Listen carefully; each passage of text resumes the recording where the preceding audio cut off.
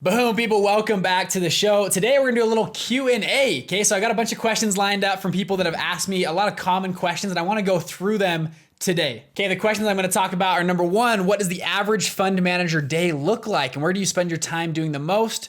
Number two, what do you love most about being a fund manager? Number three, what do you dislike most about being a fund manager? Number four, what personality temperament is best suited for the role? And number five, what are some downsides or risks that I need to consider before starting and launching my own fund? This should be a good episode, so let's dive into it. So number one, what does the average fund manager day look like? Now, this depends a lot on the type of fund you're running. This will be a vastly different from a private equity fund versus a real estate fund versus a hedge fund. And it'll vary depending on what you do inside of that fund. If you're the expert investor person, if you're the fund manager, or you're the money raiser. If you're the money raiser person at the beginning of your fund's life cycle, you're gonna be pretty busy, right? You gotta raise a lot of money, you're talking to investors, you're helping people out. But once the money's raised and deployed, I mean, you're not doing a lot, right? You're helping manage investors' capital. You answer a phone call here. You make sure they get their tax returns, whatever it is.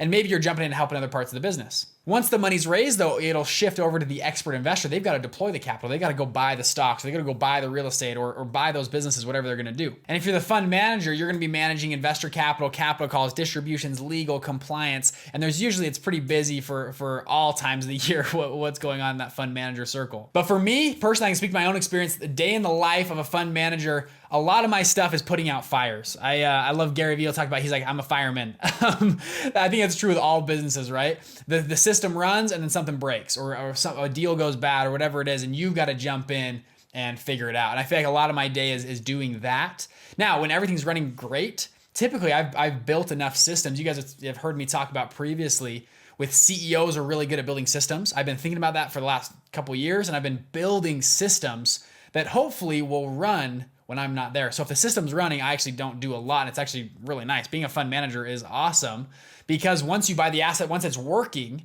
yes, you need to follow up that you got to check on it, but it's running, it's doing it, right? But that'll vary depending on, if you're an active trader, if you're buy and hold, long-term strategy, whatever it is, it'll change what your day looks like. So probably not the best answer there, sorry about that, but I'll give you a few things that kind of happens in the fund manager's life and what you're doing, which goes into our second question. Number two, what do you love most about being a fund manager? For me, there's a few things. Number one is I love getting my investors a high return. Nothing makes me more excited than when I write checks for investors and I send it to them and I say, hey, we got this awesome month or quarter or year, here's your check.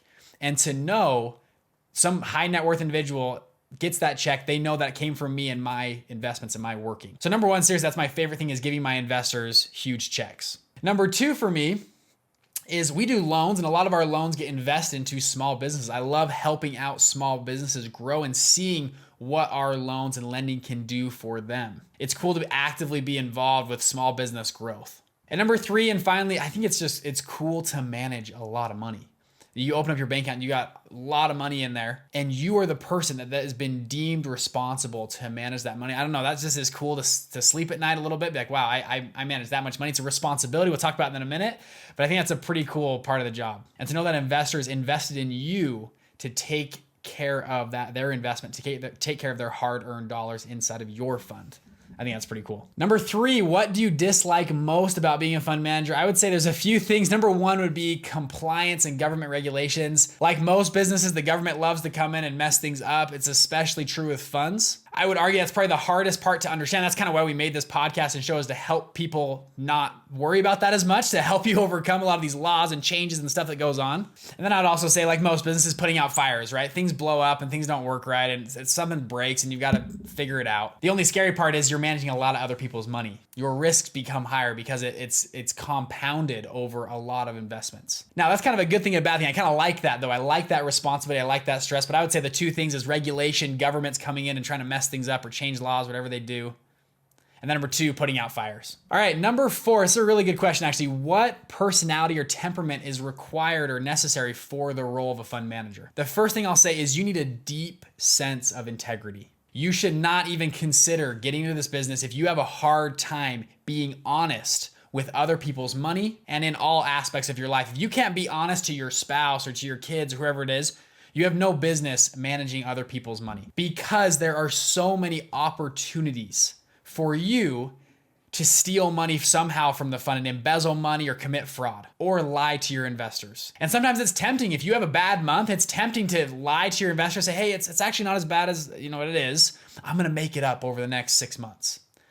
That is how most fraud starts. Is some fund manager had a really poor month. They don't want to report that to their investors. So hey, things are going okay. I'm going to make it up though over the next 7 or 8 months. We'll do some more risky investments. And what happens is they lose even more and more and more money. And they keep lying to investors. And either they'll do a couple things. Either they'll come clean, say, hey, sorry, I was lying. This is what actually it is. Or they'll raise more money from other investors, put it in, and then they start a Ponzi scheme where they're paying out their first investors with new investors' money. Now, I just got to say this, you're going to get caught. No matter, you might run it for a year or 2 years, even 5 years. Bernie Madoff ran a Ponzi scheme for 30 years, which is the most wild thing to me. I have another podcast on him. It's crazy. 30 years running a Ponzi scheme.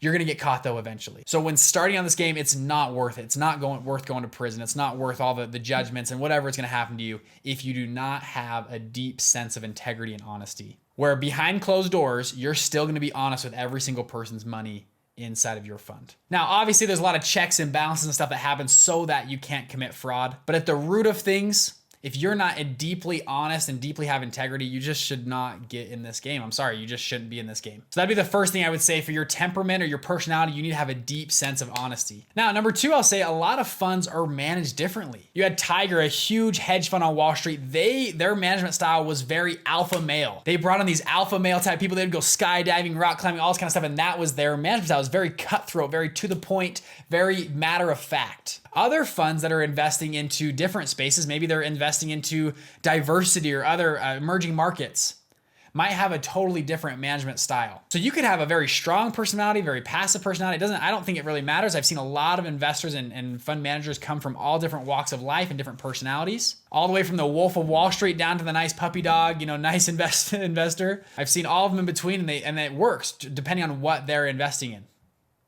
But I'll go back to beginning. The first thing I'll say is a deep sense of honesty and integrity is one of the most crucial things you need.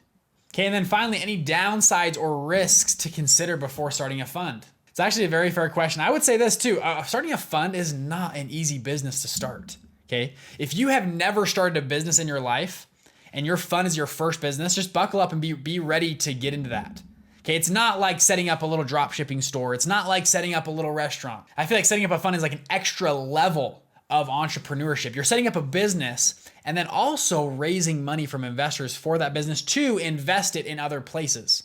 I've started a lot of business in my life. Before I started my fund, I started 6 businesses, and my fund was definitely the most complex, most technical. So listening to this podcast, watching our stuff is a great way to prepare for that. Now, potential risks and reward. Reward is huge inside of the fund space because you can scale to the moon. You're managing capital and you can scale all the way up to the deca billion, $100 billion range. There's huge, massive funds that give huge returns to their fund managers. Now, the other side of the coin of that is the risks of managing and controlling other people's money. Anytime you take someone else's money, there's an extra layer of risk that happens. That you are now on the hook because you have their capital, you have their investment, and you have a fiduciary responsibility to that investor. So I would just say, make sure to understand that before you get in this game. Is that once you grab investors' capital, once you start doing it, you can't just wake up one day and just say, nah, you know what? I'm not gonna run my drop shipping store anymore. I'm just gonna stop. I'm gonna do something else. I mean, you've got hundreds of thousands, maybe even millions of dollars of investors' capital, and they're counting on you to wake up every morning and work. So there's an extra level of, I would say, risk factor there where you're managing other people's capital, but also you get a huge potential reward by doing so. All right, so hopefully that answers the 5 questions. Those were actually really good questions. I think might help you along your journey about getting into this fund space, running a fund, starting all this. If you guys like this video, hit subscribe or like or comment. If you guys can leave us a review, that would be awesome. If you haven't checked out our free Facebook group as well, I go live in there once a week. Pretty awesome. And we have other webinars and stuff. We got a whole system of things. If you guys want to learn more, there's plenty to learn. Just send us a message or DM or whatever, and we can send all of it to you. So you guys are awesome, and I'll see you next episode. Bye.